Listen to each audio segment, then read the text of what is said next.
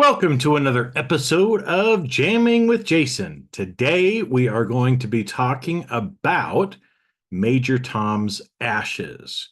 And so you know that I'm on a little bit of a David Bowie kick right now. And so you probably can read into that we're going to be talking about Space Oddity and Ashes to Ashes today. And lots of good stuff coming up on the other side in this podcast. So, with that, sit back, relax, and we will get into that episode now. All right. So, today we're going to talk about David Bowie again and two of the songs that he has out there called the first one, Space Oddity, that you probably are aware of, and we're going to get in and talk about that. But maybe another one of his songs called Ashes to Ashes, you may not be familiar with. And so, want to get in and talk about those two songs. Now, again, if you've been listening to me for a while, you know that we're talking about music or we're talking about movies. But really, what we're doing is learning lessons for how we can improve our lives from some of the clues that we find in music and movies. And I just happen to love both of them. So I've been on a David Bowie kick for a while, and one of my favorite songs is Space Oddity. And got several other favorites, but we're going to talk about that one today. So I think I might have shared the story before with you that I went to a David Bowie exhibit in New York many years ago. And, they had his costumes, they had, a lot of different memorabilia and other things that were there. And one thing that I just stood in front of, I'm one of those guys when I go to museums that all of a sudden I'll find something that I just latch onto. And I just stood for probably 15 or 20 minutes at least in front of the handwritten lyrics to Space Oddity. So if you can imagine, right, the handwritten in David Bowie's handwriting lyrics of Space Oddity as he was writing that song.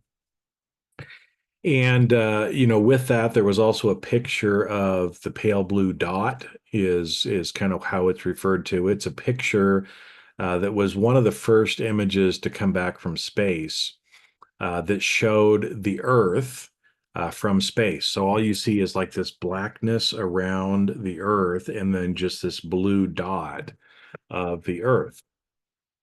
And that was there because, in the lyrics, there's the line, planet Earth is blue, right? And that's kind of where he got the inspiration from that because he had seen that picture.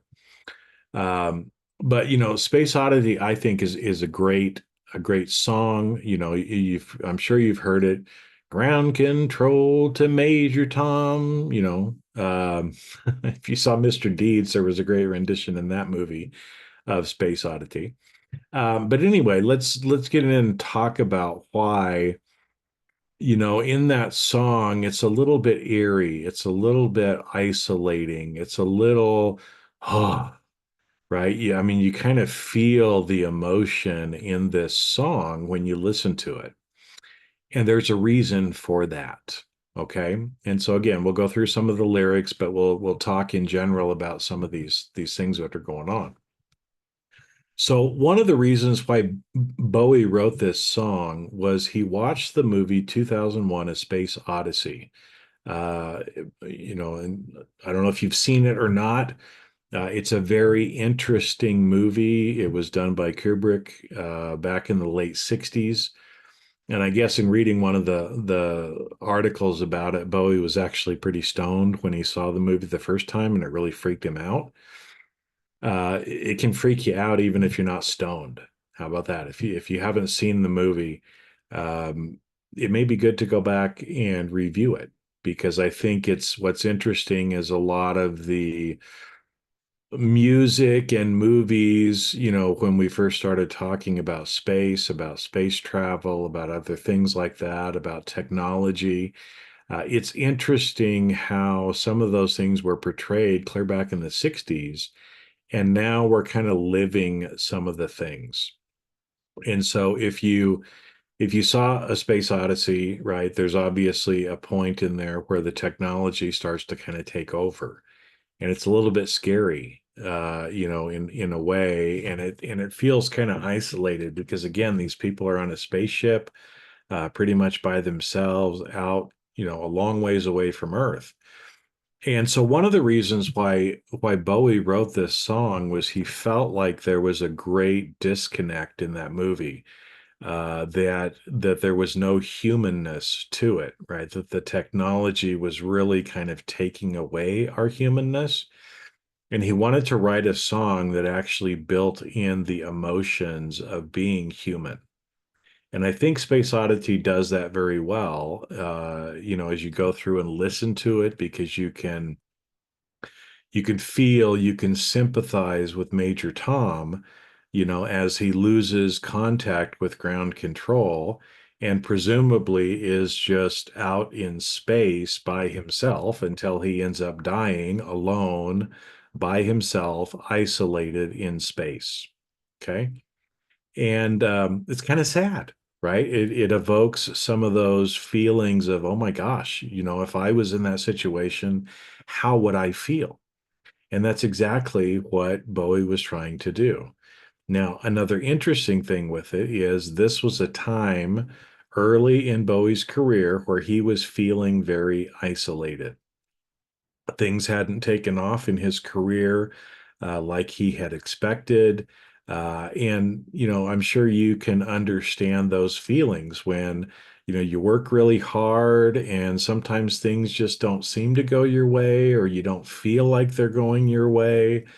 And you might feel isolated and you might feel alone. And maybe even you feel a little bit like a failure because the things that you've been working on just haven't panned out. Well, he was feeling that way, and so you can feel the energy and the emotions of that in this song as well. That, in a way, he kind of saw himself as Major Tom, just kind of floating out by himself, far away from Earth, kind of detached from Earth.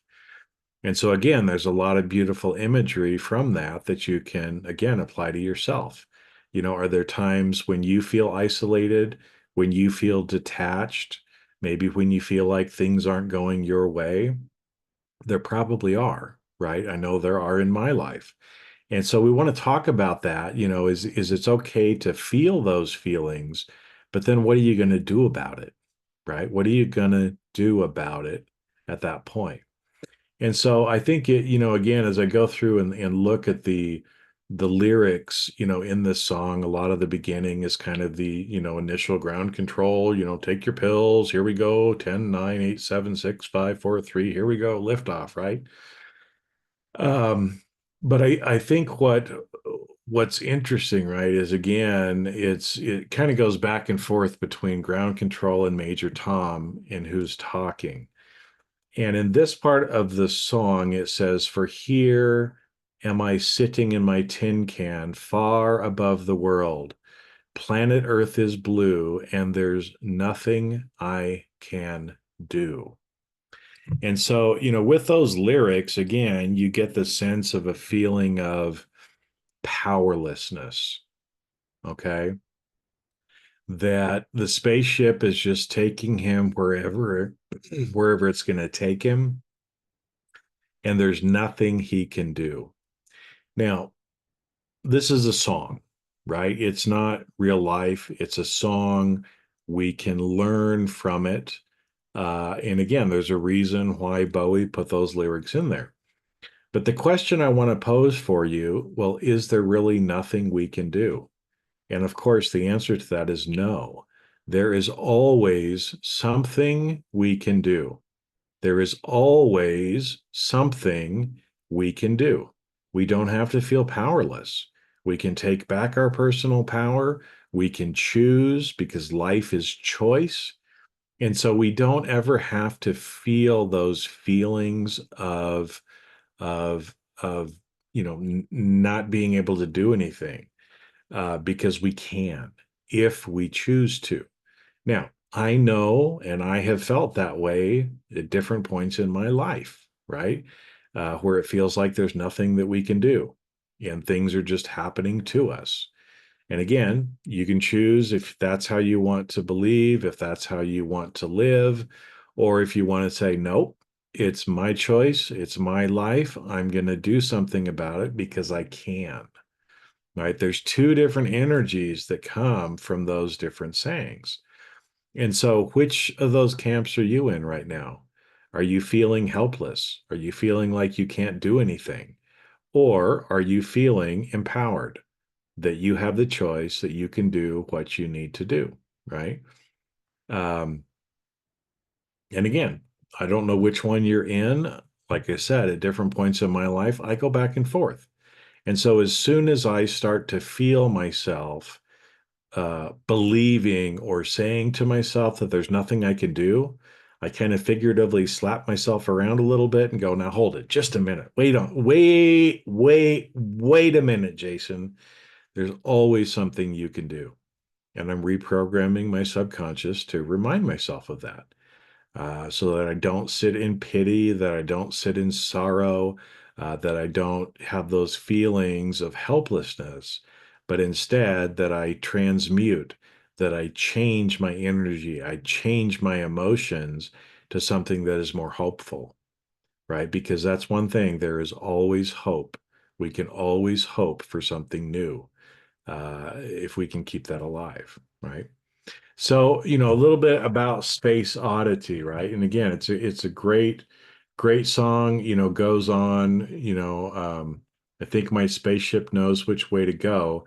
Tell my wife I love her very much. She knows, right? And then ground control comes back in, the circuit's dead, something's wrong, right? Like all of a sudden they've lost contact with Major Tom.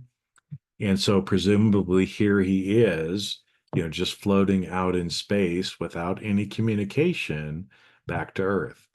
And in fact, it kind of ends saying, here am I floating around my tin can far above the moon.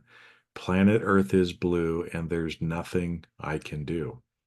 So when you hear that song, again, I have always kind of imagined it of like I said, that humanness to it of, hey, if I was on a spaceship and all of a sudden I lost communication and I was outside the ship and I'm just floating around the ship and I know there's no way that I'm gonna make it back home, tell my wife I love her so, right? How would I feel? And, for me, again, it's like, I hope I would do better than say there's nothing I can do. But at the same point, sometimes there is a reservation or a release, an acknowledgement, that sometimes like that when we're, about to exit this planet, sometimes there's no reason to fight it, right? Because it's just part of the plan. But, again, it's as I sat and thought about this, and I've listened to this song for many, many years, I always kind of assumed that, Major Tom just kind of ended floating around in his tin can out in space, until he ceased to exist, right? But what's interesting is I've dug more into, some of the different songs from Bowie. One that actually I wasn't really familiar with until just a little bit ago is called Ashes to Ashes. And so I want to get in and talk about that a little bit too, because I think it's interesting how through his music, Bowie kind of gave, um, a second story or a rest of the story on Major Tom, because he left us with the first song of believing again that Major Tom is just floating out there somewhere in space. So I want to get in and talk about it because I think it brings up some other lessons for us that we can learn, right? We've already learned that no, there is always something you can do. You can always have hope, right? You can always see the humanness in it. You can feel empathy, right? As you listen to Space Oddity, if you're actually listening to it, you can feel an empathy for the Major Tom character, right? That shows you that you're human, right? Because again, technology doesn't really have empathy. That's only something that humans have. And when it takes over, as it's taken over in a lot of people's lives now, we lose some of our humanness. Okay. And it's important, whether we're listening to songs or whatever it is, to feel some of these emotions and remember that we are human. We have emotions. There's a reason for that, right? It's a way that we learn and grow in this go around on the earth. Okay. But I think it's interesting, like I said, how Bowie kind of added a little bit more to Major Tom's story, but also added a little bit of story to his life as well, right? Because, like you said, I mean, every piece of art is somewhat autobiographical. There is something about the artist that is hidden in the art. It's something that they're going through. Sometimes it's more hidden than others. And as I said, when he wrote that song, Space Oddity, he was feeling some of the isolation, right? And you can feel that coming through the song. So in Ashes to Ashes, here's what's interesting, right? I mean, again, if you listen to the lyrics, right, do you remember a guy that's been in such an early song? I heard a rumor from ground control. Oh no, don't say it's true. They got a message from the action man. I'm happy. Hope you're happy too. I've loved all I've needed. Love, sordid details following. And so he starts the song off, kind of making it appear as though, hey, something happened and Major Tom came back on to communications and ground control can hear him again. And he's saying, "Look, I've got sordid details following. I'll tell you what has happened to me, right? Because I've been disassociated, I've been detached, I haven't been communicating with planet Earth in a while. But let me tell you what's actually been going on, right?" And it's interesting again how he goes through and kind of paints this picture, pictures of Jap girls in synthesis, ain't got no money and I ain't got no hair, which again is interesting because it brings in, this imagery of Major Tom now being an old man, right? As we get older, we tend to lose our hair, as an example, right? And so, what's happened to Major Tom? And it's in the song again, it leaves pictures and clues for us, right? And so, the chorus in this song goes, ashes to ashes, funk to funky. We know Major Tom's a junkie, strung out in heaven's high, hitting an all-time low. Okay, and I sang it off key again on purpose, because some of the streaming things don't like it. Okay, so anyway, ashes to ashes, funk to funky. We know Major Tom's a junkie, strung out in heaven's high, hitting an all-time low. And so again, he's trying to paint the picture that, Major Tom has effectively been floating out there, disassociating with the world because he's a junkie, right? And so what's a junkie? Especially for those of you that English isn't your first language, it's a drug user. It's somebody who's addicted to drugs. And typically a lot of times junkie is from heroin, but it can be any drugs, right? And so he's strung out in heaven's high, he's stoned, but he's hitting an all-time low. Now, again, this is a song, right? So we're gonna learn from this song and how it applies to us. Well, whether you believe it or not, we are all junkies in one way or another. We're all junkies. Now, most of us are not addicted to alcohol, are not drug users, are not addicted to drugs, right? And so most of us believe we're not junkies. But there are lots of things that we are all addicted to. Okay, did you hear that? There are lots of things that we're all addicted to. For some of you, it may be alcohol, it may be drugs. For others, it may be sex. For others, it may be work. For others, you may be addicted to being angry. You could be addicted to feeling sad and helpless, right? There are lots of different ways in which we are junkies. And so, the decision point that we have, and again, this is, in any of the 12-step programs that are intended to help people reduce addiction, the first the first step is acknowledgement, right? And so, again, as soon as we can all acknowledge maybe some of the things that we're addicted to that are not healthy for us, right? If we can understand that, if we can acknowledge that, then we can start doing something about it, right? And obviously, as I said, alcohol, drug use, those are things that anybody can see, right? And so you can see people who have those addictions. And a lot of times we make judgments about people with those addictions, right? But it's a little bit harder to see maybe when somebody is addicted to their anger or to some of these other things that are not as apparent for us to see. And so, again, start to ask yourself, well, what am I addicted to? What are some things that I'm doing that are habitual that are actually holding me back from where I want to be? Right. Because again, if you think about, whether it's Major Tom floating in space, being disconnected or disassociating with people on Earth, or it's whether we're junkies in our own way and disassociating and not communicating, not having the healthy relationships that we need to have with other people here on Earth.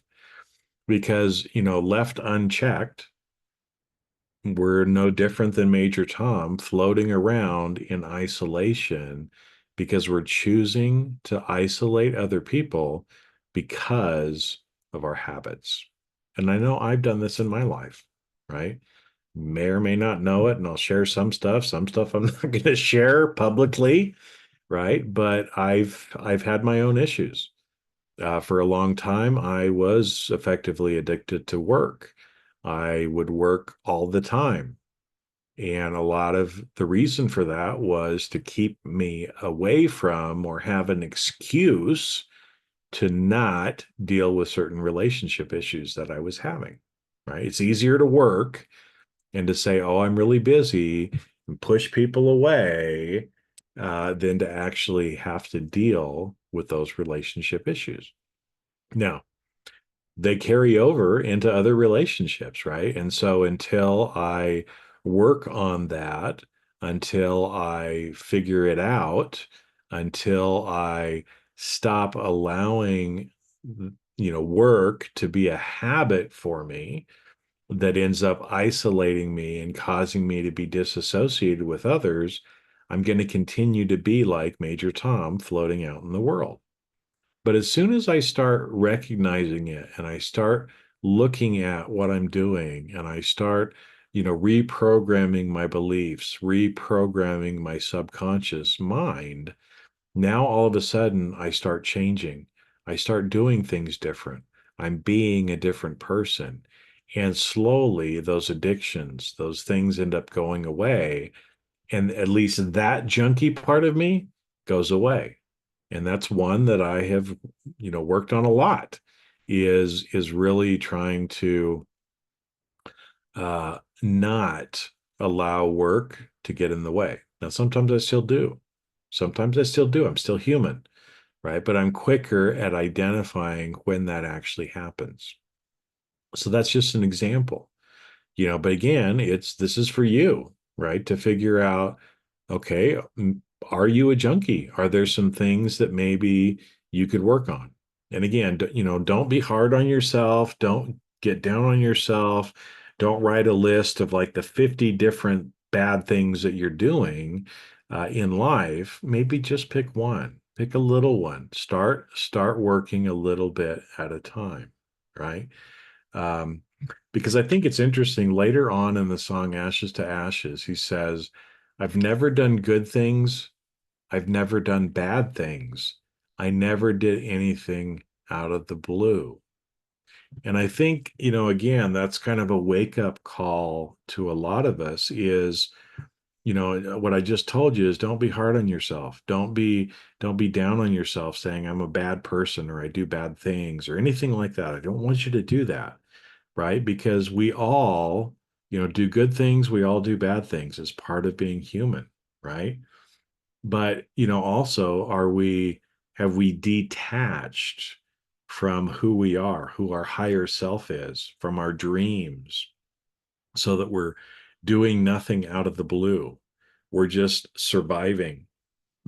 We're just going through life and letting life happen to us instead of actually choosing, right? And again, it's like I said, before when we were talking about Space Oddity, there is always something you can do. You never have to feel helpless. There is always something that you can actually do, right? But when we disassociate, when we pull ourselves away, when we just get into a routine and never do anything out of the blue, we start to isolate, right? We start to isolate ourselves from others around us, to push them away, so that we self-isolate. Now, what's interesting is the next line in the song says, "Want an axe to break the ice, want to come down right now." And so again, it's a reminder to us that, if we're doing that, if we've been disassociating, if we have created this barrier of ice around us, figuratively speaking, right? Because the barrier might feel like ice to other people that we're not willing to let them in, right? But if you want to take an axe, break the ice, let it go, right? And come back into your humanness, into feeling emotions, into being in relationships with people, and working to make those relationships uh, healthy, right? Because again, we all have the choice. We can all do this. We can do it. We can do it. We can do it, right? You don't have to, feel helpless anymore. Sometimes it means you might have to burn down your world a little bit because the beliefs that you have, where you have put yourself away, and I'll be talking about that in another episode about changes, is, sometimes um, when things have to change, sometimes we have to burn things down, right? We have to destroy in order to create. And so, there's a whole idea of like the phoenix, the bird, the phoenix, right? It renews itself by burning up into ashes and then comes back alive again, right? But it has to go through that transformative process. And again, for all of us, often it's not much different than that. In order to go through changes, in order to be a different person, in order to have different beliefs, right? So that we can live different lives. Sometimes we have to burn down some of those beliefs. Sometimes we have to burn relationships, as an example, right? And so, one example back to being junkies, right, is, if somebody, let's say, is an alcoholic, the only way they're going to stop being an alcoholic is they're going to have to change some of their life, right? If their habit is to go hang out at the bar for 2 or 3 hours after work every night, come home drunk, or all of their friends drink, right? They might have to give up friends, right? If they no longer want to drink and their friends are pressuring them to continue to drink, right? They may have to give up some of those friends in order to quit drinking. They may have to stop going to the bar. In fact, that would be a very good idea, right? If you want to stop drinking, you can't keep going to the bar every night and not expect yourself to drink, right? And so again, as you're looking at some of these things, make it easy on yourself. What are some little things that you can start doing if you want to start changing some of these habits, right? Because you can do it. We all do it. I'm doing it, right? I'm not perfect, but I'm doing the little bit each day, being the best I can each day, in order to change my life, right? break the ice. When I notice that it's coming up, I want to break the ice, right? Melt it, get back to being a human, get back to having real relationships with people. Okay. Now, I think what's interesting is again, how he kind of ends the song, and this phrase has been going through my head all morning. My mother said to get things done, you better not mess with Major Tom. My mother said to get things done, you better not mess with Major Tom. He says that 4 times at the end of the song. Why? Well, again, this is a song we're learning from. There's imagery and figurativism to this. But again, in this song, Ashes to Ashes, he has really said, Major Tom is a junkie. So if you want to get things done, don't be a junkie in whatever form that happens to be, right? Whatever it is that's a habit that's holding you back from what you want, you need to get rid of. You need to let it go. You need to just let it go. And I know sometimes it's hard to want to let go because change can be scary. In fact, I'm going to be talking about that on a future episode here about change again. Sometimes it can feel a little uncomfortable at first. But if you really want to get things done, if you really want to change your life, if you really want to be different than you are, we've got to get rid of the junk in our life. Yeah. So, with that, I am going to wrap up for the day and I'm going to go take care of some of my own junk so that I can come back and record another episode with you, being a better person than I am right now. So, with that, go out, have a great week, break the ice, figure out what little thing you can start doing this week to help you get to where you want to be. Be gentle with yourself, be loving, be kind to yourself, and realize that, you're going through the same thing that other people are too. You're never alone. You're never truly isolated if you will let people into your life who actually love and care for you. And with that, I'm going to sign off for this week and I'll see you on the next episode. Take care.